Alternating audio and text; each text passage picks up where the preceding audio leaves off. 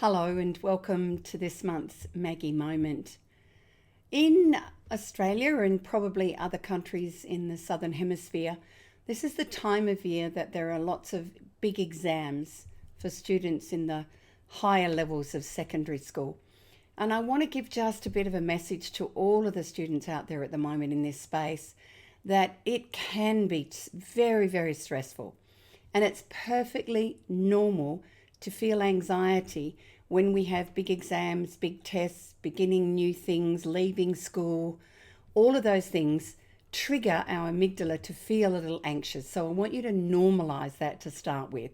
Indeed, if you can see that the anxiety before an exam can actually activate you to be in a hyper-focused state, to be even more present, to be even more pumped up for the exam, you can change the usual rhetoric around anxiety that it's all bad. Now, one of the things that can be problematic right now is what we call Antitax, automatic negative thoughts. And they can be the ones that just naturally go through, but sometimes they get a little bit angsty.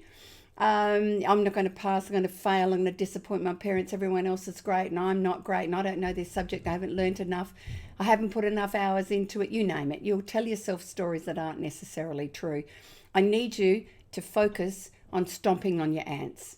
Just once again, go away, I don't need you. Or what you can do is simply create a very short opposition thought which says, I've got this, I'm going to give it my best shot. I can handle this. Whatever comes is fine. It will stop the ants making you feel worse during a time of stress. Okay, and then on top of that, can I really stress for you, the most important things to have your brain to work well is you've got to get some sleep. I know the temptation says I'm going to stay up and I'm going to cram and I'm going to work later. Look, the science doesn't support that. It supports you getting a really good night's sleep. REM sleep. Really, really important to refresh the brain. Secondly, make sure you have a decent breakfast that's got some protein that might stabilize blood sugars and things. You really need to have as much fuel in your brain as possible. Next one, make sure you're hydrated. Drink some water before you go in.